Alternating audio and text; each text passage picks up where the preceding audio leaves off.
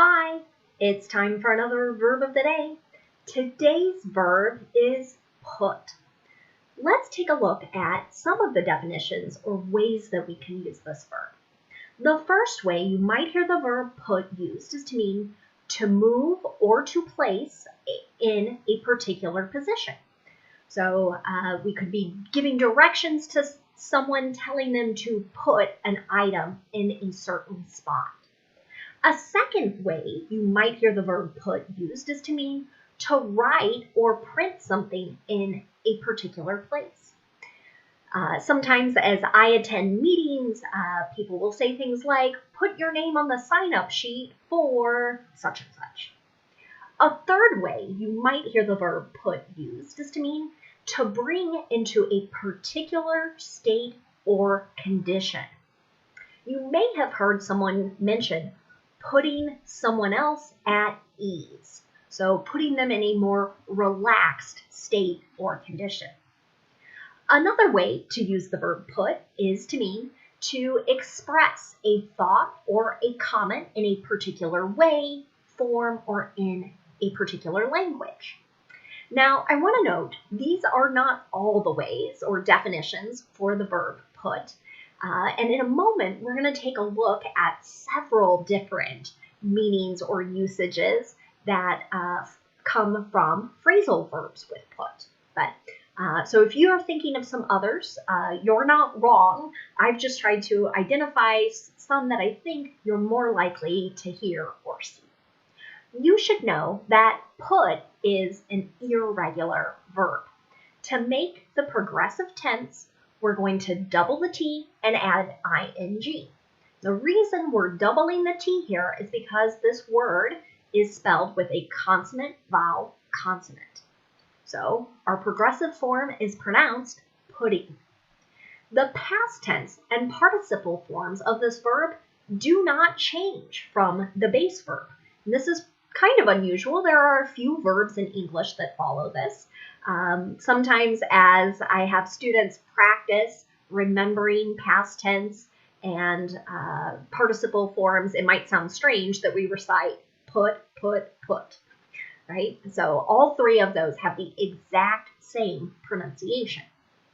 We have to look at the context of sentences and people's speech in order to understand which verb tense they might be using with this verb. So now I think we're ready to look at some more phrasal verbs with put. The first phrasal verb that we're going to take a look at is put away. And this can have a couple different meanings. The first is to place something back in its correct location. Here's an example of this phrasal verb. Put away your toys before you go to bed. So this is something maybe a parent says to a child. A second way to use the verb put away is to mean to send someone to prison. Here is an example of this usage. They were put away for 10 years for robbery, so the type of crime. Another phrasal verb you might hear is to put down something. And this means that you are degrading it, and that could be a new word for you. That's another way just to say you're talking badly about something. So here is an example usage. Don't put down my car, it runs great.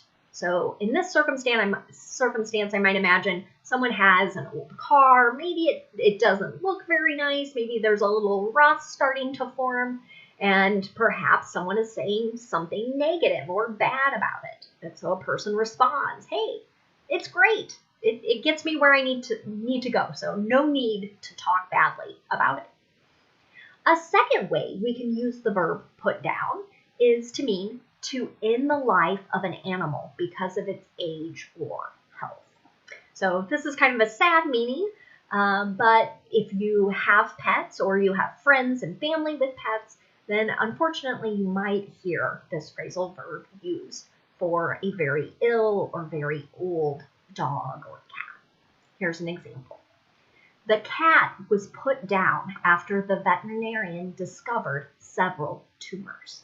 So what we're describing here is likely the cat has cancer and maybe is in a great deal of pain, so they have decided to end the life of the animal.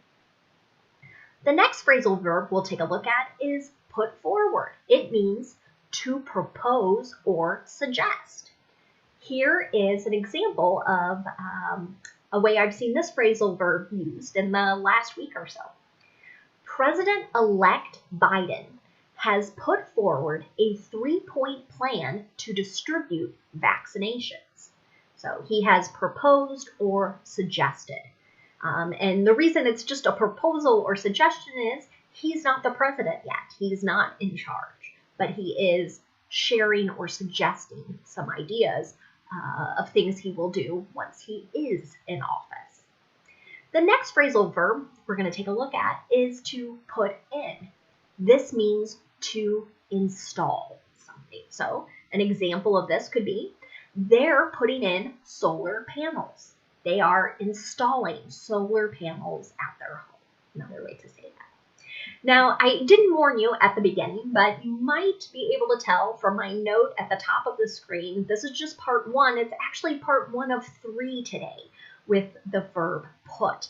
There are just so many phrasal verbs that are used very commonly. So we're not going to do individual verb tense practice, so I'm going to take just a moment here to review some of the verb tenses I've been using in these example sentences. So I'm going to move my cursor here, hopefully you can see. Put away and don't put down are both examples of commands or the imperative, or we're telling someone else to do something. They were put away and the cat was put down. These are 2 examples of passive voice past tense sentences. So maybe the structure might look a little unfamiliar to you, but we'll cover passive voice again. And you can also search it when you're on this page. I try and tag videos that include discussions of passive voice. Has put forward is an example of the present perfect, and they're putting in is present progressive. So hopefully that helps you just a little bit. We're ready for the second part of our phrasal verb discussion. The next one we're going to look at is put in for. This means to make a request. Here is how you might hear it used. I put in for vacation the week of May 3rd. So someone is suggesting I made a request. Put off, the next phrasal verb, means to delay or postpone something. Here's an example of that. Can we put off that task until tomorrow? The next phrasal verb we'll look at is put on.